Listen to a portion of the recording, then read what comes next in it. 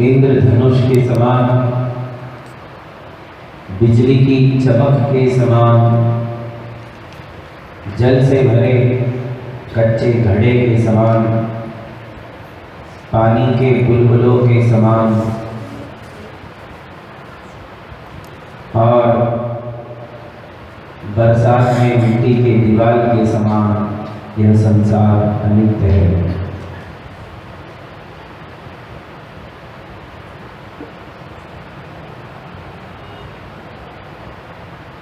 पर्याय के इस यथार्थ को जानने के पश्चात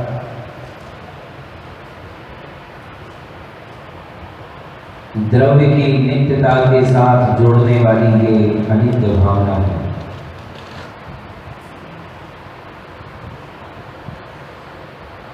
अनित्य भावना के बाद आती है अशरण भावना।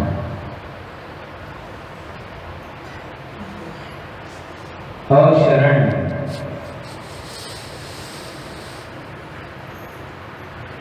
अनित्य के समान ही अशरण शब्द में भी उसका विरोधी अर्थ शरण है। शब्द है शरण, शरण और अशरण। अशरण भावना कहती है कि संसार में कोई शरण नहीं है। शरण शब्द का अर्थ क्या है? शेल्टर। तो कहते हैं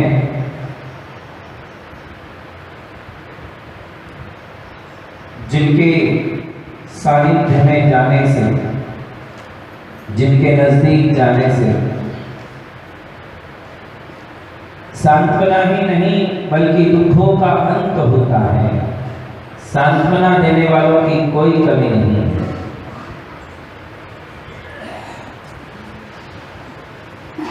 सांत्वना चाहिए या दुखों का अंत चाहिए?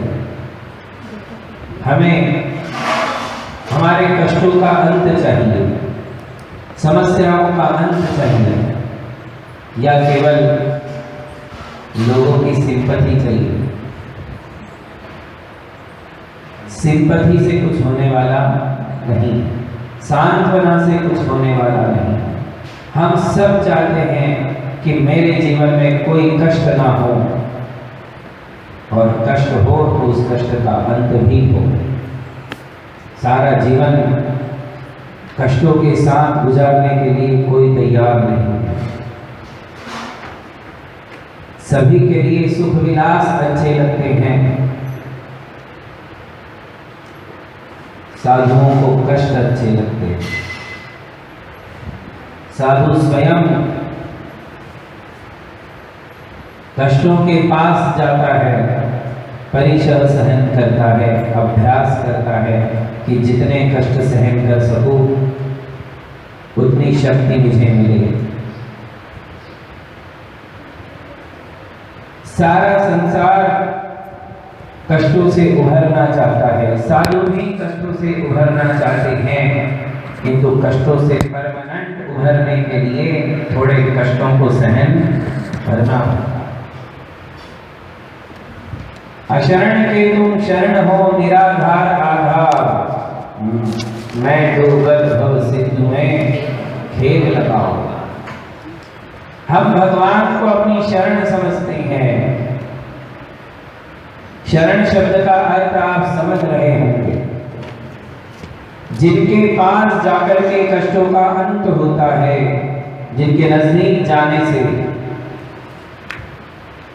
हमारी सारी समस्याएं सुलझ जाती हैं, जिनके सानिध्य में जाने से, जिनकी निश्रा में जाने से दुखों का तात्कालिक नहीं परमानेंट शाश्वत इलाज मिल जाता है, उन्हें शरण कहते हैं। और ऐसी शरण संसार में कोई है? तो फिर अशरण भावना क्यों? यदि शरण है तो फिर अशरण भावना क्यों? अशरण भावना क्या कह रही है? शब्द क्या कहता है? कोई शरण नहीं। और हम क्या कहते हैं? चत्तारि शरणम गच्छामि। अरहंत शरणं पवज्जामि, सिद्ध शरणं पवज्जामि, साधु शरणं पवज्जामि, केवली पंडितम धम्मम शरणं पवज्जामि। दिन में एक बार भी कभी बोलते हो? पूजा में आता है इसलिए बोलते हैं। स्पेशल में कभी बोलते हो? कोई नहीं बोलता। प्राकृत शब्द है, उसकी संस्कृत छाया है प्रव्रजामि। बोलो प्रव्रजामि। ब्रज धातु में, ब्रज धातु से व्रजामि वर्ब बना है और व्रजामि का अर्थ है जाता हूँ। क्या है? किंतु प्रव्रजामि सिर्फ जाता नहीं हूँ, प्रकृष्ट रूपेण व्रजामि। मैं सद्भावना लेकर के जाता हूँ, मैं भक्ति लेकर के जाता हूँ, समर्पण लेकर के जाता हूँ। सिर्फ जाता नहीं हूँ, सिर्फ तो जाते आते आप भी हो मंदिर में, है कि नहीं? सिर्फ जाने आने वाले लोग तो मंदिर में है ही, किंतु समर्पण का भाव लेकर के जाता हूँ, भक्ति भरे भावों से जाता हूँ। उसे कहते हैं पवज्जामि। अरहंत शरणं पवज्जामि। मैं अरहंत की शरण में भक्ति के भाव लेकर के जाता हूँ, सरेंडर होकर के जाता हूँ, शून्य होकर के जाता हूँ, भावों को लेकर के जाता हूँ। ऐसी शरण में जाना शरण है। और शरण क्या होता है? चिपक के रहना है कि मैं तो हमेशा भगवान से चिपक के रहती हूँ, मैं तो हमेशा भगवान से चिपक के रहता हूँ, मैं तो हमेशा गुरु से चिपक के रहना चाहता हूँ। चिपकने से क्या मिलने वाला है?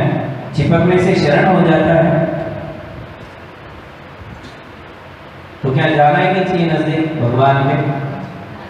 जाना चाहिए, किंतु चिपकना नहीं चाहिए। है?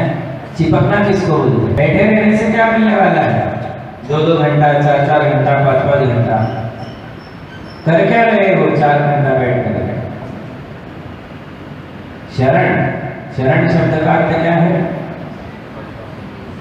मनसा शरणम, वचसा शरणम, काया शरणम।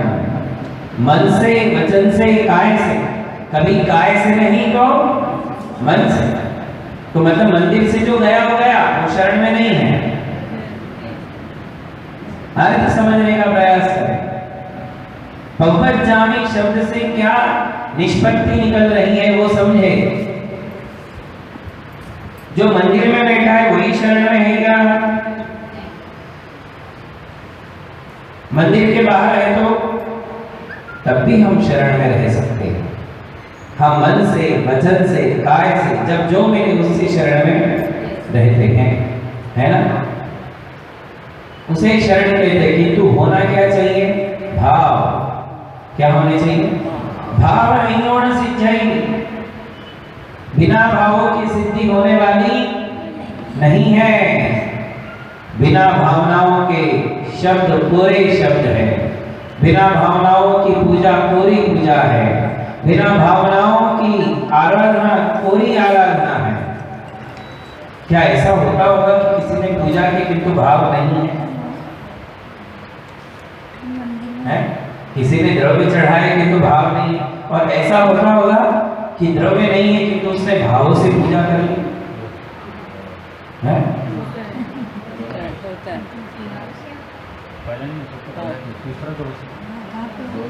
बिना द्रव्य के भाव पूजा हो जाएगी। भाव पूजा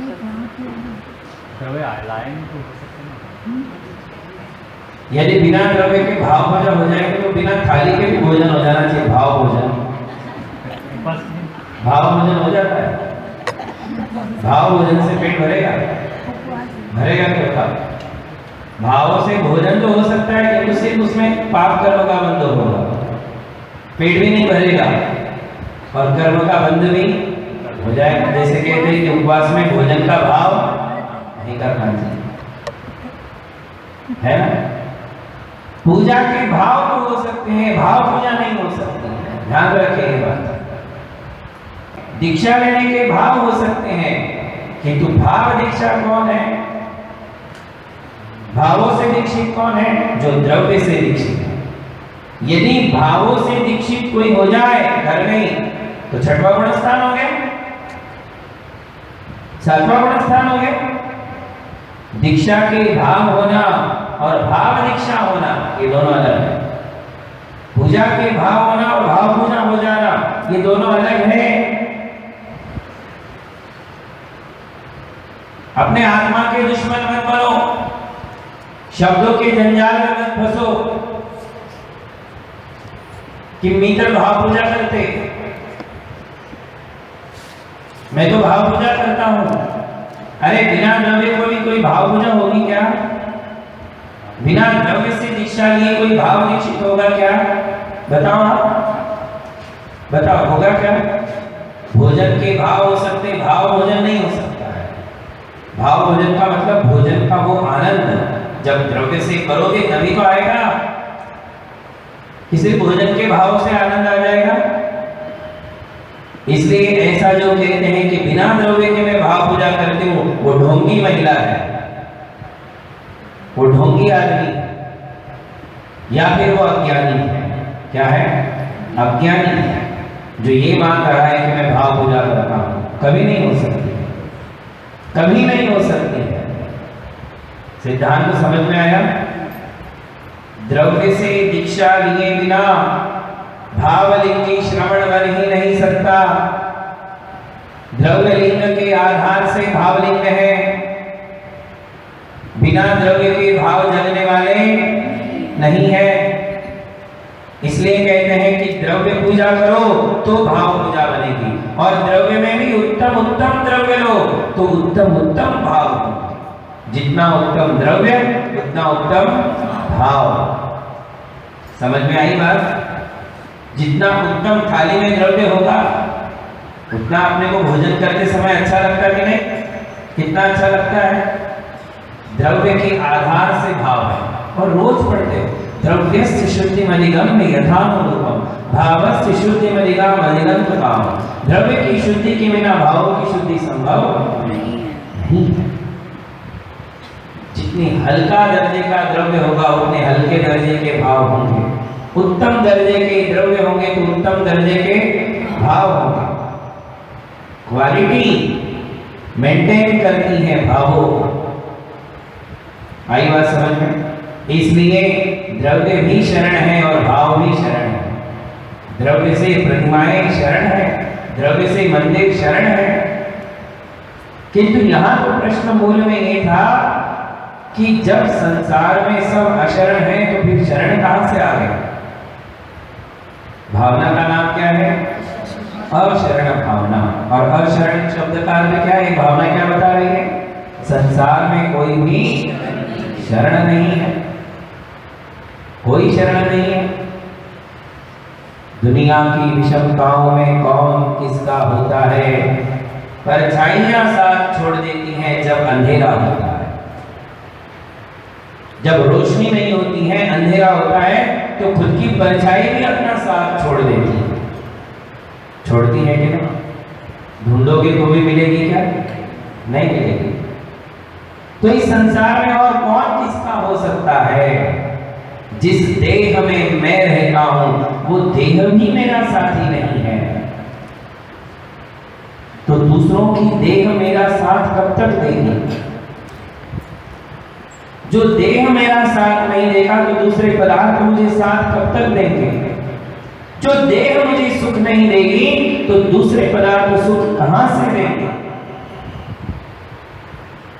जो देह ही मेरे कष्टों का मूल कारण है तो दूसरे पदार्थ सुख कहां से देंगे? वो मेरे लिए शरण कहां से होंगे? हो सकते हैं क्या? नहीं हो सकते। इसलिए अशरण भावना लिखी गई कि संसार में कोई भी शरण नहीं है, किंतु वो केवल मृत्यु की दृष्टि से लिखी। किसकी दृष्टि से? मृत्यु के लिए कोई भी शरण नहीं, तो फिर चत्तारी शरणम पवज्जामि ये शब्द गलत सिद्ध हो जाते। चार शरण हैं, मैं चारों की शरण में जाता हूँ। कौन सी? अरहंत की शरण में, सिद्ध की शरण में, साधुओं की शरण में, और केवल भगवान के द्वारा प्रदर्शित जिन धर्म धर्म की शरण में जाता हूँ। ये चारों शरण है ना, पर इन चारों के अलावा कोई भी शरण नहीं है। हम सीधे सीधे पंक्तियों का साथ लेंगे।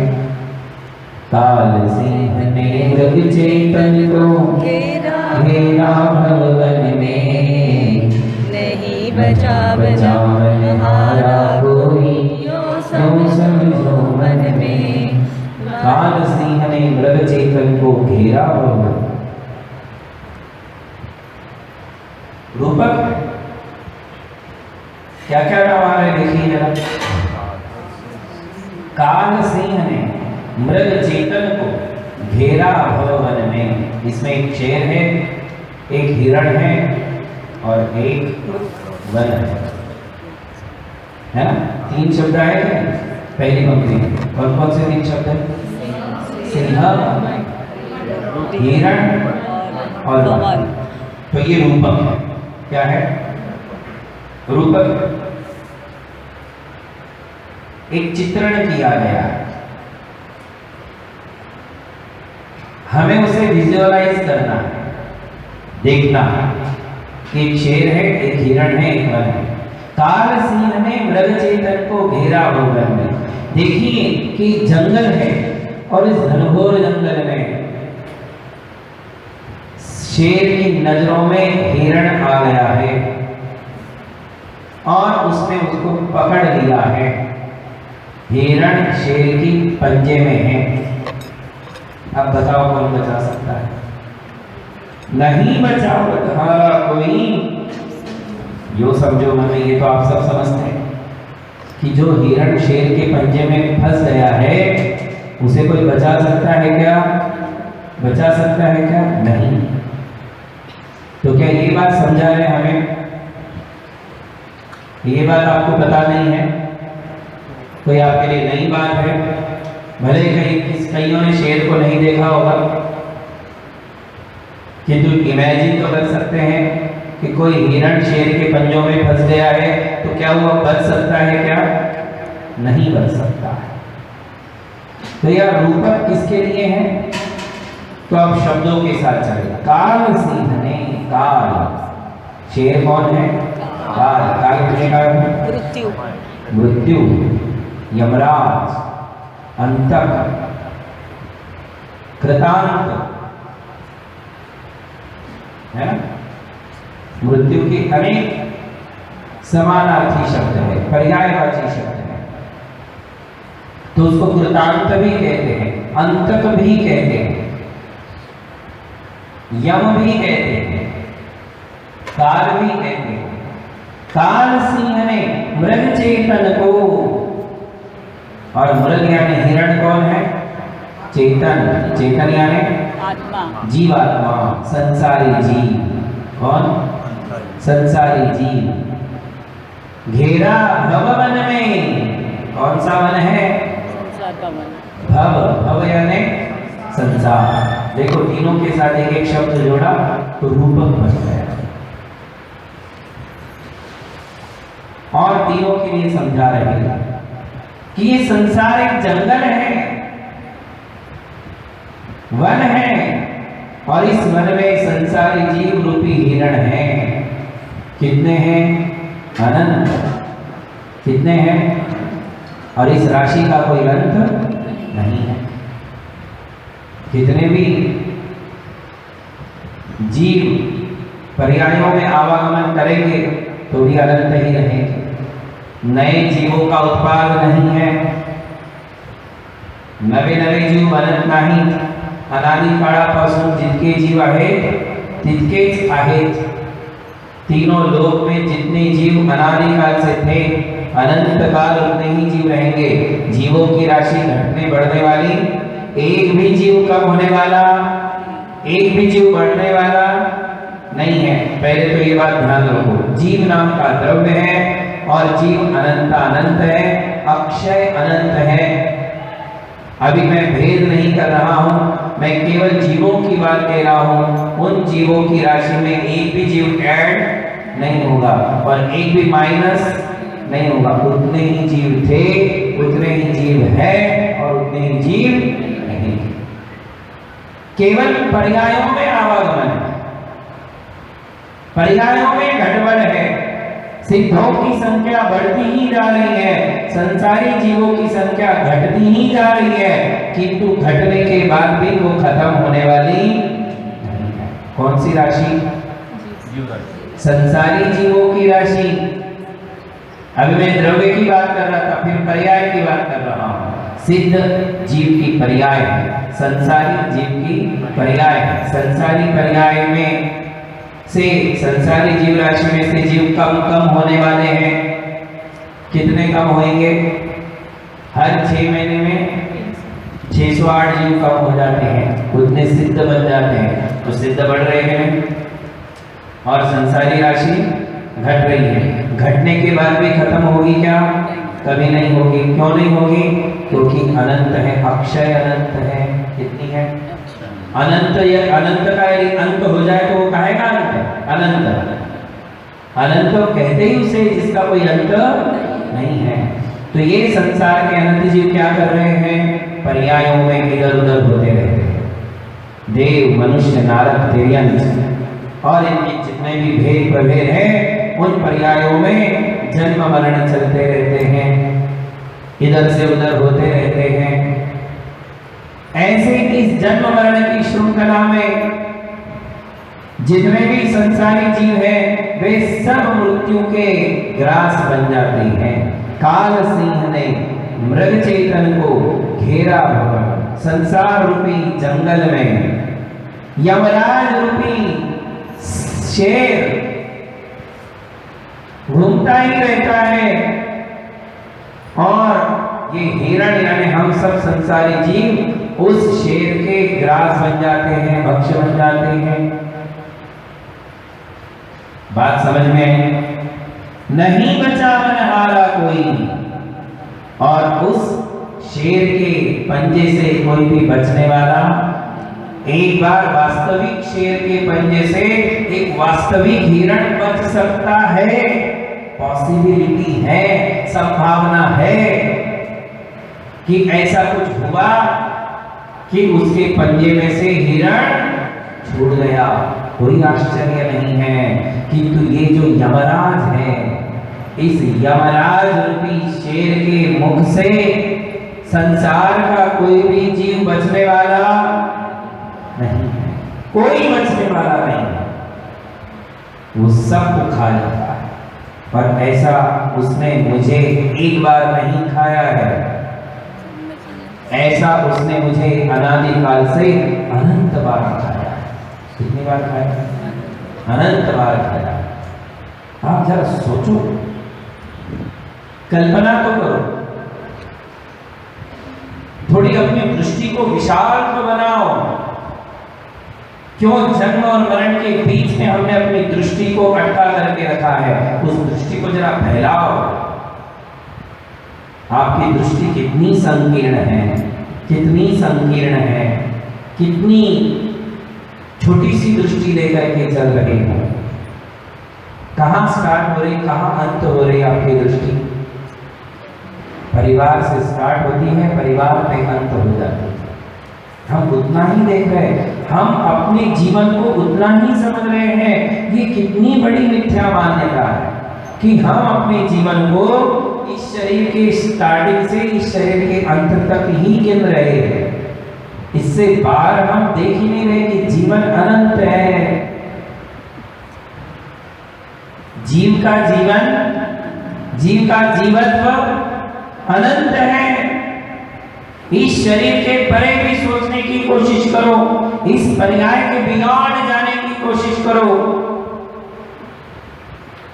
तो अपनी दृष्टि में विशालता आएगी, संकीर्णताएं खत्म हो जाएगी। संकीर्णता के साथ संकीर्ण मानसिकता खत्म हो जाएगी। हम सबकी मानसिकता संकीर्ण है, एक पर्याय में अटकी हुई है। केवल एक पर्याय में आपकी दृष्टि भटकी हुई है, केवल एक पर्याय में आप उलझे हुए हो। वो ये पर्याय जो आपके पास है, ये शरीर है ना। अरे ऐसे अनंत शरीर बनते हैं कितने, इतिहास को देखो कितना लंबा चौड़ा है। ऐसे अनंत शरीर बनते हैं, काहे का अहंकार करते हो, किसके साथ लगाव कर रहे हो? ऐसे अनंत शरीर छूट गए, ऐसे कईयों का वियोग हो गया। कई का मतलब अनंत ही है, ना संख्यात ना असंख्यात। कितने शरीर छूट गए, ऐसे चमड़ों के अनंत शरीर आकर के चले गए। जैसे समुद्र के पानी में असंख्यात लहरें उठती हैं और उसी में मिट जाती हैं। अनाद्य निधने द्रवे स्वपर्याया प्रतिक्षणम उन्मज्जन्ति निमज्जन्ति जलकल्लोलवज्जले। जैसे जल के अंदर जल की लहरें पैदा होती हैं और मिट जाती है, वैसे मैं एक जीव द्रव्य हूं और मेरी इस आत्मा ने आज तक अनंत कवर चढ़ाए और उतारे। ऐसे अनंत शरीर मैंने धारण किए और छोड़ दिए। कितना लंबा हमारा इतिहास है, कितने कवर चढ़ाए, कितने कवर उतार दिए। यदि एक के ऊपर एक रख देगा तो सुमेरु पर्वत छोड़ना पड़ जाएगा। 1 लाख योजन का सुमेरु पर्वत ढेर लग जाएगा, कहीं अंत नहीं है। सर्वार्थ सिद्धि विमान तक ढेर लग जाएगा। इतने शरीर हमने धारण किए छोड़े, और हमारी दृष्टि को देखो, केवल एक पर्याय पे, केवल एक शरीर में हम अटके हैं। है ना संकीर्णता, कितनी संकीर्ण दृष्टि है। हम इसके बाहर सोच भी नहीं रहे हैं कि इसके बाद नेक्स्ट शरीर आएगा, उसके बाद फिर नेक्स्ट शरीर आएगा, और ये श्रृंखला कब तक चलेगी। और हर बार के यही शरीर मिला है, कभी 4 पांव वाला मिला, कभी बिन पांव वाला मिला। बिन पांव वाले शरीर में हमने अनंत काल निकाला है, ऐसे 2 पांव वाले शरीर तो बहुत रेयर मिले, रेयर मिले, मुश्किल से मिला है ये 2 पांव वाला शरीर, वरना हम बिन पांव के शरीर में ही थे। एकेंद्रियों जीवों के ना हाथ होते हैं ना पांव होते हैं। बिना हाथ बिना पांव के शरीर में अनंत काल निकाला है, उसमें ही जन्म मरण करते रहे करते रहे करते रहे करते रहे, बिलबिलाते रहे, है ना। ऐसे अनंत शरीर भी है, और उसके बाद इतनी मुश्किल से ये दुर्लभ 2 पांव वाला शरीर मिला है। ऐसे इस अनंत काल में हमें अपनी दृष्टि को अनंत काल तक फैलाना है। तो क्या होगा, परिणाम क्या निकलेगा कि इस एक शरीर में जो मेरी मोह ममता है वो घट जाएगी।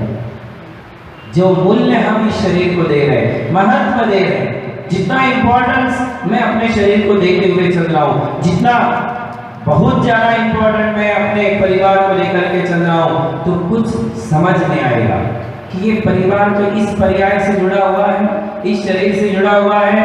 शरीर बदला नहीं तो परिवार बदला, और परिवार मिलेगा भी कि नहीं मिलेगा। हम घरों में कितने रहे और बेघर कितने रहे। इस अनंत काल में घर कितनी बार मिला और बेघर कितने रहे। संसार की अनंत जीव राशि बेघर है, एकेंद्रिय जीव सारे बेघर है, द्विंद्रिय जीव बेघर है, तीन्द्रिय जीव बेघर है, चतुरिंद्रिय जीव बेघर है। घर वाले सिर्फ इंसान है, सिर्फ इंसान, सिर्फ मनुष्य घरों में रहते हैं, बाकी सारे जानवर बेघर है कि नहीं है बताओ। तो हम अधिकतम किसमें रहे हैं, आसमान के नीचे, बिना घर के, बिना हाथ पांव के। ये पेड़ देखो घर में है क्या, है नहीं है। ऐसे ही हमने जीवन निकाला है, और इतना दुर्लभ मानव पर्याय मिली है। इसे इसलिए इतनी गाथाएं गाई हैं शास्त्रों में, इतने भजन बने हैं हिंदी में, संस्कृत में, हर भाषा में, कि ये मनुष्य शरीर दुर्लभ है, दुर्लभ है, दुर्लभ है। क्यों? क्योंकि हम रहे ही ऐसे जगह पर, ऐसी लोकेशन है।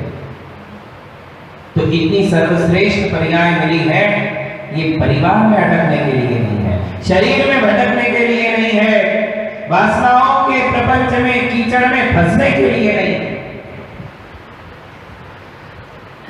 अपनी आत्मा को बंधन मुक्त करने के लिए ये मनुष्य शरीर मिला है। किसके लिए मिला है? कि एक शरीर के बाद दूसरा शरीर, दूसरे शरीर के बाद तीसरा शरीर, फिर जन्म, फिर मृत्यु, इस श्रृंखला को मुझे तोड़ना है। क्या करना है? इस श्रृंखला को परमानेंट तोड़ देना है। मुझे शरीर में भटकना नहीं है। आप भटकना चाहते हो क्या? घर घर में भटकना चाहते हो? हम क्या चाहते हैं? एक घर हो, बार बार बदली होती है सरकारी नौकरियों में, होती है, परेशान हो जाता है इंसान, कभी इधर कभी उधर कभी उधर, सरकार भटकाती रहती है। कोई रहना चाहता है क्या? आखिर कहीं ना कहीं चैन की सांस लेने की इच्छा है। कोई एक घर हो जहां परिवार हो, बच्चे भी बड़े हो रहे, पढ़ाई लिखाई करना है, हर एक का मन होता है कि एक घर हो, शांति से बाहर हूं, धर्माराधना करूं, ये वो करूं। रहता है नहीं?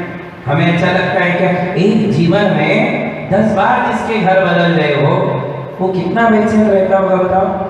उसे अच्छा लगता होगा क्या? बिल्कुल अच्छा नहीं लगता है।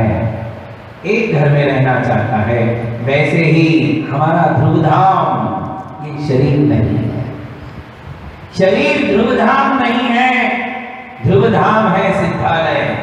और जब तक वो नहीं मिलेगा तब तक तुम बदलते रहोगे घरों को, बदलते रहोगे शरीरों को, और अनंत काल बिताया है, अनंत काल बीत जाएगा यदि सुधरे नहीं, यदि चेते नहीं, यदि जागे नहीं, यदि आपने वो पुरुषार्थ नहीं किया बंधन मुक्त होने का, तो फिर से तुम्हारा यहां से निकले तो सारे चांसेस, सारी अपॉर्चुनिटीज खत्म। एक बार मनुष्य पर्याय से जो चूक गया, उसकी सारी अपॉर्चुनिटीज खत्म। कल्याण के सारे मार्ग यहीं से निकलते हैं।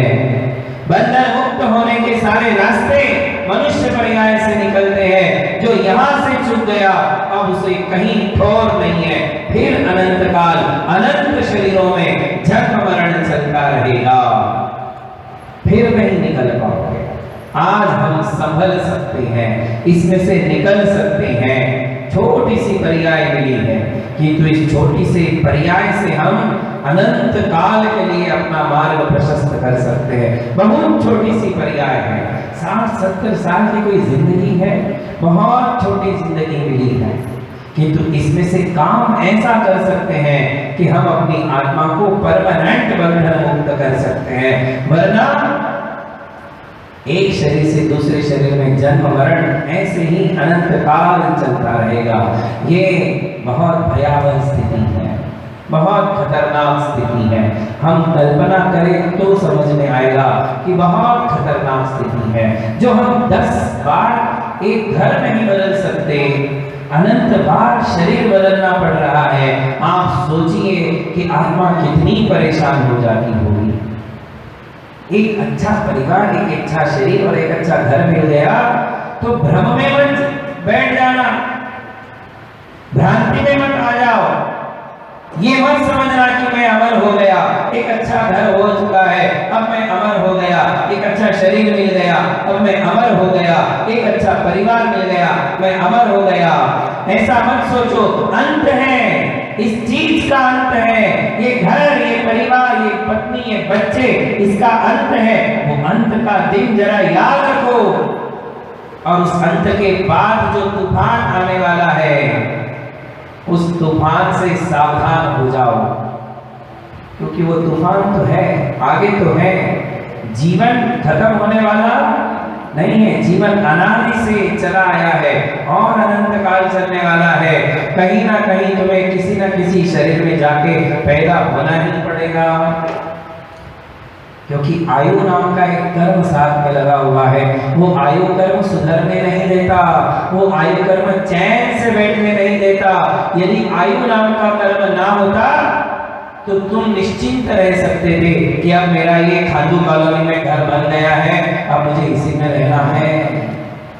यदि आयु कर्म ना होता तो मैं आपको निश्चिंत कर देता कि टेंशन मत लो, पेंशन लो, टेंशन मत लो। किंतु आयु कर्म है और आयु कर्म का स्वभाव है। क्या स्वभाव है? कि खत्म हुई कि उसको आगे बढ़ा देना, अब निकल अगली गति में चलो। ये आयु कर्म का स्वभाव है। वो जितनी है उतने दिन तक तुम्हें रखेगा, बाद में ढकेल देगा।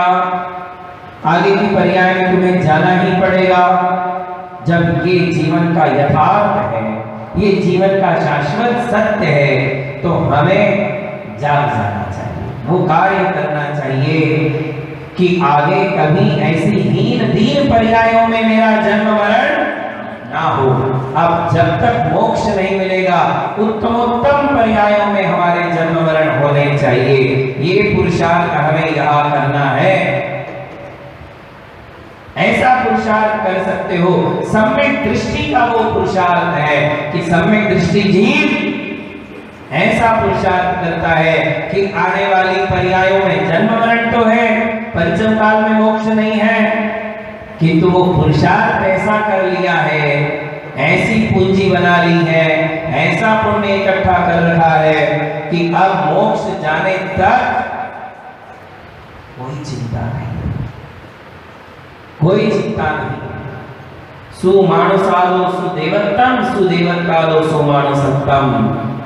पच्छाड़े गंत होन सिद्धंती बुद्धंती मुंचंती परिणिमाणयन्ति। बोले जो सम्यक दृष्टि बन करके समाधि मरण कर लेता है, वो मोक्ष पाने तक सुमानुसत्तालो सुदेवत्तम, यहां से देव पर्याय में लाता है। सुदेवत्तालो सुमानुसत्तम, सुदेव पर्याय से सुमानुष की पर्याय में आता है। ऐसा वो 10 बार ऊपर नीचे होता है और फिर पच्छा निकंठ होना, फिर निर्दंत होकर के सिद्धंती बुद्धंती परिणिमाणयन्ति, सिद्ध हो जाता है, बुद्ध हो जाता है, संसार चक्र से उभर जाता है।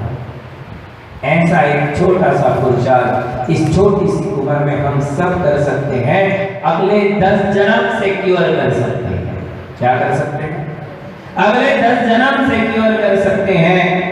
तुम तो सिर्फ इस जन्म को सिक्योर करने के पीछे पड़े हो कि मुझे सिक्योरिटी चाहिए, अपना घर, अपना मकान, अपनी नौकरी, लाइफ इंश्योरेंस, मरने के साथ जीने, क्या मरने के बाद भी, अरे क्या मरने के बाद भी, ये सब LIC वाले भटका रहे हैं। क्या बोलते मरने बोलते ना, जिंदगी के साथ भी और जिंदगी के बाद भी, मरने के बाद भी। जिंदगी के साथ भी तो समझ में आता है, मरने के बाद भी मुझे गले नहीं उतरा। मरने के बाद क्या, तुम्हारी फैमिली के लिए, और तुम्हारा क्या होगा? तुम कंगाल होकर के जाओ और फैमिली को भर करके जाओ। ये किसने सिखाया? अरे पहला आत्मा का हित करो, अपने लिए पहले सिक्योरिटी ढूंढो कि मेरी अगली 10 जन्म की सिक्योरिटी क्या है, और एक जन्म की सिक्योरिटी मत लो, 10 जन्म की सोचो। कितना? 10 जन्म। ऐसा पुरुषार्थ करो कि जहन्नेन सद्दत्त भवगणानि कुक्कस्येन दोतिन्नि भवगणानि। ज्यादा से ज्यादा 7-8 भव होते हैं। सम्यक्त्व पूर्वक समाधि साधने वालों के, सम्यक्त्व पूर्वक समाधि साधने वालों के ज्यादा से ज्यादा 7 या 8 जन्म होते हैं, और वो 7 और 8 जन्म भी लग्जरियस। कैसे होते हैं? एकदम लग्जरियस। ऊपर अच्छी देवों की, इंद्रों की पर्याय, नीचे चक्रवर्ती की पर्याय। हमारे और आपके लिए तो है, और किसके लिए है? पुल्लों के लिए थोड़ी है, जीवों के लिए, मनुष्यों के लिए है। ऐसा पुरुषार्थ करो कि अगले 10 जन्म सिक्योर प्लस मोक्ष फिक्स मिलेगा ही मिलेगा। ऐसा पुरुषार्थ किया जा सकता है यदि हम सोचे, समझे, जाग जाए, सावधान हो जाए तो। वरना कीड़े मकोड़ों की पर्यायें तो बिल्कुल रेडी है तुम्हें एक्सेप्ट करने के लिए। हम आज भी कोई कीड़ों मकोड़ों से कोई ज्यादा अच्छे नहीं, कीड़े और मकोड़ों के जैसा ही हम काम कर रहे हैं। वो भी अपना भक्ष्य पदार्थ ढूंढ रहे हैं और तुम भी अपना भक्ष्य पदार्थ ढूंढ रहे हो। चींटी भी अपना भक्ष्य ढूंढती है, मकोड़े भी अपना भक्ष्य ढूंढते हैं, और तुम कौन सा नया काम कर रहे हो? तुमको तो उनसे ज्यादा टेंशन है, उनको ज्यादा टेंशन नहीं। तुम भी केवल अपने भक्ष्य के पीछे लगे हुए हो। तुम्हारा लक्ष्य आत्मा के पीछे नहीं है, आत्मा की ओर नहीं है।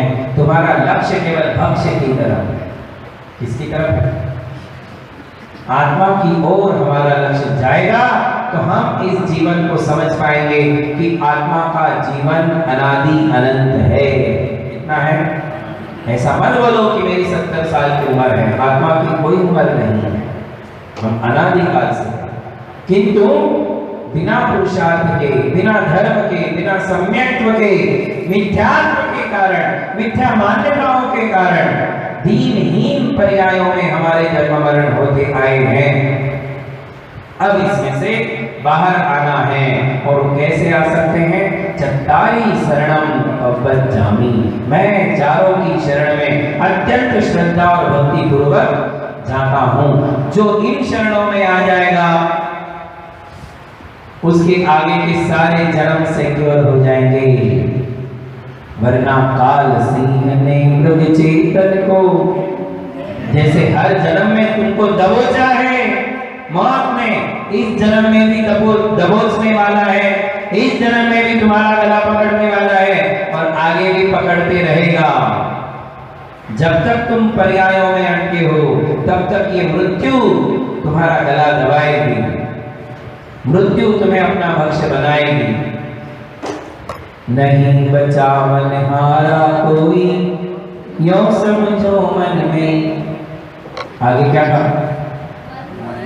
मंत्र यंत्र से नाधन संपत्ति राजपाट छूटे, वश नहीं चलता काल लुटेरा, न्याय नगरी लूटे। जब मौत आती है तो कोई नहीं आता है, कोई नहीं आता है। एम्बुलेंस का ब्रेक फेल हो जाता है, डॉक्टर के घर में काम निकल आता है, वो भी नहीं मिलता है, मेडिकल बंद हो जाती है, दवाई नहीं मिलती। जब मौत आनी है तो कोई साथ नहीं निभा सकता। मंत्रों में हर प्रकार की शक्ति है, किंतु मौत से बचाने वाला कोई मंत्र नहीं है क्या? कोई मंत्र नहीं है। मारण के मंत्र है, वशीकरण के मंत्र है, आकर्षण के मंत्र है, विद्वेषण के मंत्र है, उसके बाद शांति के मंत्र है, तुष्टि पुष्टि के मंत्र है। ये सारे मंत्र हैं। 8 प्रकार के मंत्र होते हैं। किसी को वश करना है तो उसके मंत्र है, किसी को अपने वश में करना है कि वो मेरे अनुसार ही चले तो उसका मंत्र है। वशीकरण मंत्र बोलते उसको। उससे क्या होता है? किसी को आपको अपने वश में करना है, नचाना है, अपने अनुकूल चलाना है, मन से आदेश दो और वो आदेश को फॉलो करें। ऐसा कौन सा मंत्र है? वशीकरण मंत्र ऐसे आकर्षण है कि हमारी इस नित्य दृष्टि को भटका देते हैं, सत्य दृष्टि से दूर कर देते हैं। ये क्षणिक आनंद हमारे लिए भटका देता है और हम वो सारी पर्यायों के इतिहास को भूल जाते हैं, भूल जाते हैं। रामायण में कथानक है, प्रसंग है, बताया था क्या? शूर्पणखा का बेटा था शंभूक। क्या नाम था? शंभूक। 12 साल से चंद्रहास खड्ग का साधन कर रहा था, चंद्रहास तलवार की विद्या का साधन कर रहा था। जंगल में जाकर दंडक वन में पेड़ की कोटर में, पेड़ होते थे बड़े बड़े, वो पेड़ अंदर से जो खोखले हो जाते हैं उसे पेड़ की कोटर बोलते हैं, उसमें बैठ जाता था और विद्या का ध्यान करता था। कितने साल निकाल दिए? वहां से निकला नहीं। उसकी माँ रोज भोजन लेकर के आती थी, दोनों टाइम। विद्याधरी थी, अत्यंत सुंदर थी। रामानंद सागर वाली शूर्पणखा नहीं थी। ये रविशेर आचार्य वाली शूर्पणखा चंद्रनखा थी। उसका नाम क्या था? शूर्पणखा था ही नहीं, चंद्रनखा नाम था। और वो जो है 12 साल तक लगातार अपने बेटे के लिए दोनों टाइम का भोजन का प्रबंध कर रही थी और वो विद्या का ध्यान रख रहा था। 12 साल पूरे होने को सिर्फ महीना बाकी था। चंद्रहास खड्ग प्रकट हो गया। तलवार का नाम देवोपनीत तलवार है, चंद्रहास खड्ग है ना। उस समय संसार में 2 खड्ग, सूर्यहास और चंद्रहास। रावण के पास सूर्यहास खड्ग थी, देवोपनीत थी, और किसी के पास नहीं थी। तो इसने सोचा कि मैं चंद्रहास खड्ग सिद्ध करूंगा। सिद्ध की, प्रकट हो गई। देवगण उस तलवार के रक्षक थे, कोई चुरा भी नहीं सकता था। अब जो फॉर्मेलिटीज होती हैं कंप्लीशन, कि अब 1 महीना तक इसको जो औपचारिकताएं हैं उसको कंप्लीट करना है, उसमें लगा था। और ऐसे समय में राम लक्ष्मण सीता का वनवास में आना और लक्ष्मण का उस वन में घूमना, घूमते समय उसको अत्यंत सुगंध आई। बोले इतनी सुगंध कहां से आई? ऐसी सुगंध तो मैंने पहले कभी देखी ही नहीं। सुगंध की दिशा में आया और आया तो उसको वहां हजारों फूलों के हार जिस पर लटकाए हुए थे, भोरे जिस पर मंडरा रहे थे, देवगण जिसकी रक्षा कर रहे थे, ऐसी चंद्रहास खड्ग दिखी। लक्ष्मण महापुरुष थे और महापुरुषों की विशेषता देखो, पुण्य देखो कैसा होता है। वो आया, उसने देखा जिस खड्ग को सिद्ध करने में शंभूक को 12 साल लगे, लक्ष्मण में अनायास बिल्कुल सहजता से लीला मात्र में उस खड्ग को उठा लिया। उसको उठाना साधारण काम नहीं था, या तो जो सिद्ध करे वही उठा सकता था। किंतु लक्ष्मण कौन थे? पुण्य पुरुष थे, पुण्यवान थे, नारायण बनने वाले थे। और जब पुण्य पुरुष आते हैं तो देव भी पुण्यवानों के अधीन हो जाते हैं। चंद्रहास के खड्ग के रक्षक देव लक्ष्मण के प्रति समर्पित हो गए। चंद्रहास खड्ग किसके हाथ में आ गए? और जिसकी लाठी उसकी भैंस, जिसके हाथ में आ गई वो उसकी। उसने सोचा कि इतनी देवोपनी, चमकीली, तेजस्वी तलवार है, एक बार इसका प्रयोग तो करके देखो। और उसने वो तलवार उसी पेड़ पे चलाई जिस पेड़ के अंदर कौन बैठा था? सब इसको पता नहीं था, जानबूझ के नहीं। इसने वो पेड़ की कोडर पे वो तलवार चलाई और एक प्रहार में पेड़ भी कट गया और शंभू का धड़ भी अलग हो गया, तत्काल प्राणांत हो गया। 12 साल जो सिर्फ विद्या साधन कर रहा था, एक क्षण में हाथ से वो विद्या भी चली गई और प्राण भी चले गए। कई बार ऐसा होता है कि हम जीवन का एक छोटा सा लक्ष्य लेकर के चलते हैं, उसको पूरा करने में हम दिनों लगा देते हैं, बरसों लगा देते हैं, और वो लक्ष्य पूरा होने को है और अचानक प्राण चले जाते हैं। और आपके परिश्रम का फल फिर दूसरे होंगे, है ना। जैसे कि लक्ष्मण ने वो चंद्रहास खड्ग पा ली और पाने के बाद वो तो प्रयोग करके चले गए, चंद्रहास खड्ग लेकर के चले गए। चंद्रनखा रोज के समान अपना भोजन लेकर के आई और अचानक उसकी दृष्टि उस पेड़ पर पड़ी। न वहां खड्ग है, न वहां बेटा है, और बेटे का धड़ सिर से अलग हो गया है। देख करके एक माँ का रुदन कैसा हो सकता है आप सोचिए, माँ का क्रंदन कैसा होगा आप सोचिए। 12 साल से वो भोजन ला रही है, महीने भर के लिए बाकी था। चंद्रहास खड्ग भी माँ ने देख ली, कितनी प्रसन्न थी कि मेरे बेटे ने चंद्रहास खड्ग सिद्ध कर ली। और अचानक ऐसा दृश्य कोई माँ देखे। कई माँओं के लिए अपने जीवन में ऐसे दुर्घटनाएं देखनी पड़ती हैं। जिस बेटे को 20 साल 22 साल तक बड़ा किया, पढ़ाया, और अचानक ऐसी दुर्घटना घटी कि कोई एक्सीडेंट में अपना बेटा चला जाता है, उस माँ के ऊपर क्या होता होगा बताओ। और सामने बेटे का धड़ पड़ा हुआ है, करुण क्रंदन करने लगी, छाती पीटने लग गई, जोर जोर से रोने लग गई, हाहाकार मचाने लग गई। और ये निश्चित था कि किसी ने इसका मर्डर किया था, हिंसा की थी, क्योंकि स्पष्ट दिख रहा था कि धड़ से सिर अलग है। रोने लग गई, हाहाकार करने लग गई।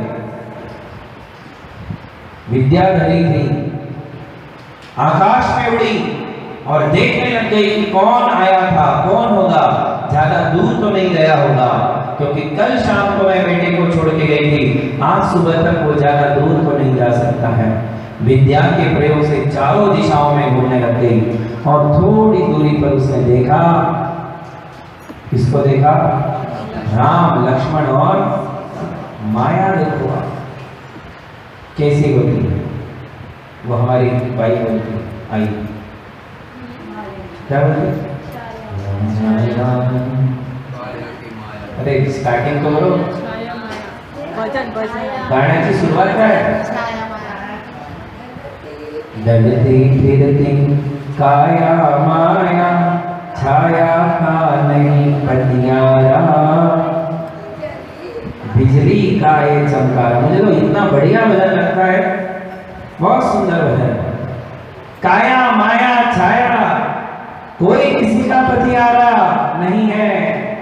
वो चंद्रनखा ने राम और लक्ष्मण को देखा, इतने अद्भुत सौंदर्यवान, इतने तेजस्वी, दोनों को देखते ही चंद्रनखा उन दोनों पे मोहित हो गई। जस्ट बेटे का मर्डर देख के आई है।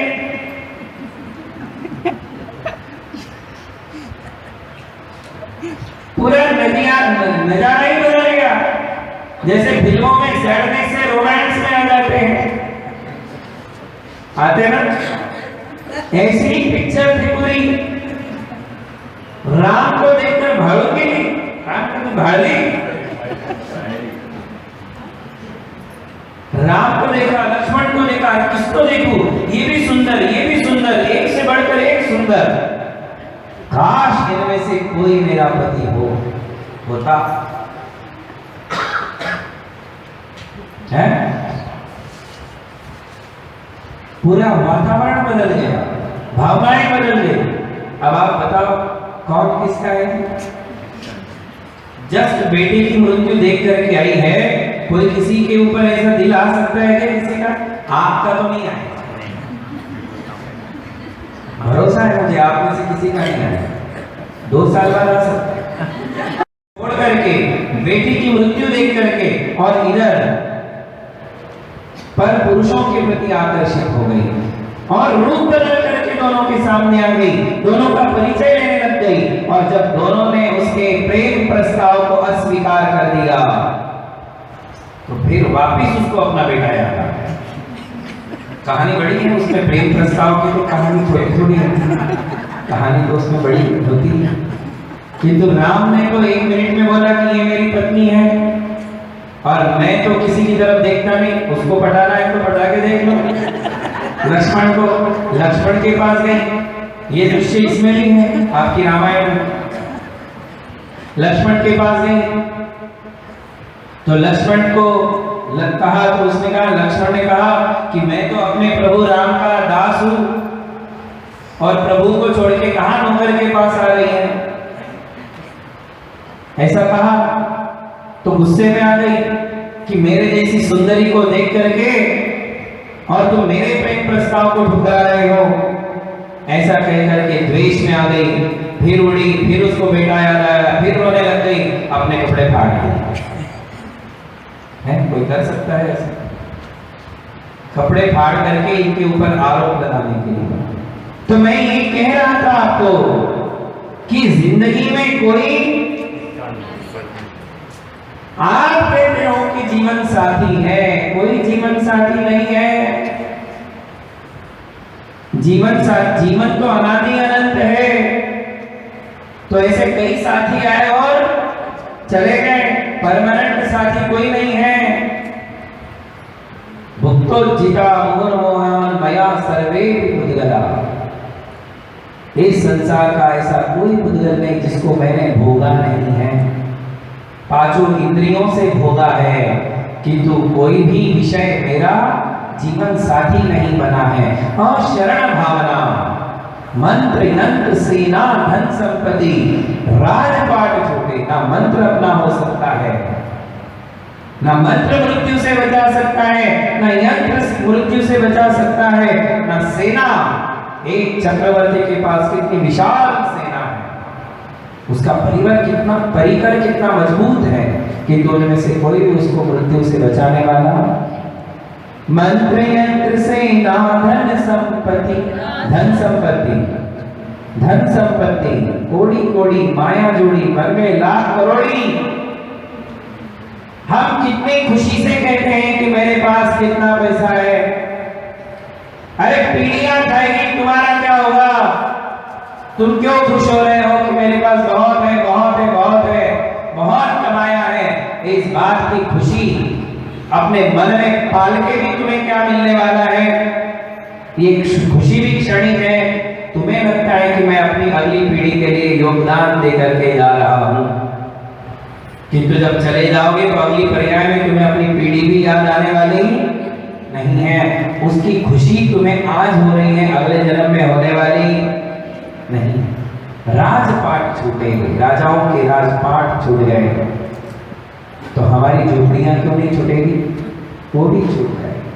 जब राजे रजवाड़े चले गए तो झोपड़ियां भी काल के गाल में समाने वाली है। ऐसे समय में क्या करें? वश नहीं चलता, काल लुटेरा काय नगरी लूटे। यह अंतिम पंक्ति है। इस अंतिम पंक्ति का अर्थ कल बताऊंगा, बहुत सुंदर पंक्ति है। और कैसे वश नहीं चलता, कैसी दर्दनाक घटना थी, और कैसे बिल्कुल अवश्य थे, कुछ नहीं कर पाए। आंखों के सामने विध्वंस देख रहे थे, किंतु कुछ नहीं कर पाए। संसार के राजा बने फिर रहे थे, किंतु आंखों के सामने ढाई ढाई करके सब विध्वंस हो गया, कुछ नहीं कर पाए। इतनी रोचक घटना है, कल बताऊंगा। किंतु अशरण भावना का कुछ तो सार लेकर के चले गए हैं। क्या सार है?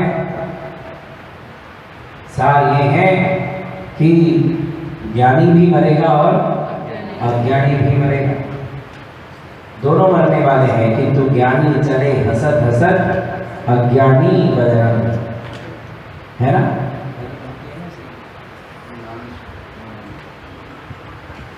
उसकी एक पहली पंक्ति बड़ी सुंदर पंक्ति है,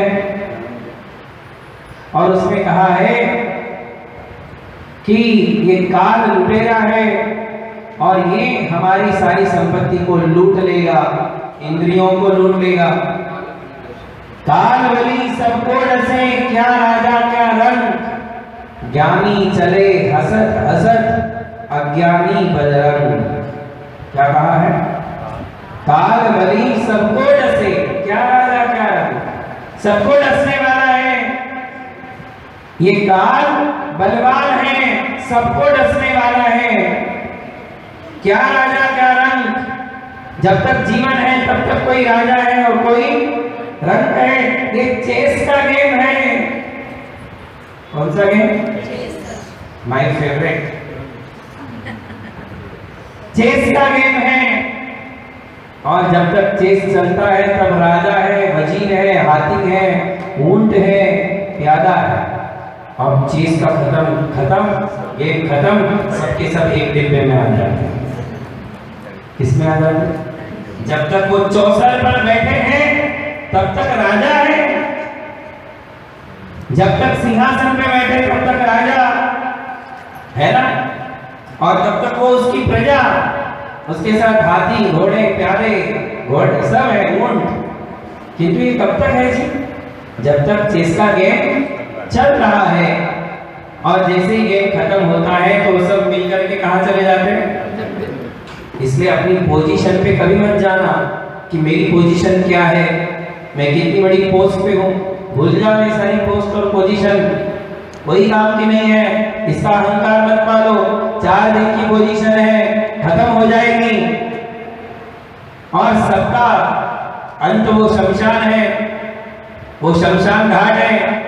सारे राजा वहीं पहुंचे और सारे इंजीनियर वहीं पहुंचे, डॉक्टर भी वहीं पहुंचे, कलेक्टर भी वहीं पहुंचे। सब वहीं पहुंचने वाले हैं, जो पोजीशन में थे और जो पोजीशन में नहीं थे, सब वहीं इकट्ठे हो जाएंगे। ये तो चेस का गेम है। क्या है? चेस का गेम है। जब तक सांस चल रही है तब तक ये सारी पोजीशन है, वरना कोई पोजीशन नहीं, कोई औकात नहीं है, कोई औकात नहीं है। मिट्टी ही तुम्हारी औकात है, शमशान ही तुम्हारी औकात है। सब खत्म हो जाता है। और शरण भावना का सार समझ करके चले। ज्ञानी चले हसत हसत, ज्ञानी प्रसन्न रहता है। उसे मृत्यु पता है, शमशान पता है, चिता की आग पता है, उसे सारा यथार्थ पता है। और सिर्फ पता नहीं है, वो उसका अनुभव कर रहा है कि पर्याय अंत होने वाली है, पर्याय का कोई भरोसा नहीं है। ये पानी का बुलबुला है, कब मिट जाएगा कोई भरोसा नहीं है। मुझे तो प्रसन्न रहना है, मुझे आनंद स्वभाव में रहना है, मुझे खुश रहना है, मुझे धर्म के साथ चलना है, मुझे अपनी चैतन्य आत्मा को सराबोर करके चलना है। ये पर्याय जब भी खत्म हो मैं बिल्कुल खुश हूँ, रेडी हूँ, मुझे कोई डर नहीं है। पर्याय अंत होने का भी कोई डर नहीं है। मैं उस क्षण के लिए सावधान हूँ, मैं उस क्षण के लिए सावधान तैयार हूँ, मैं समाधि मरण के लिए एवर रेडी हूँ। ऐसा माइंड प्रिपेयर कर लेना ही अशरण भावना का सार है। बोलिए महावीर भगवान की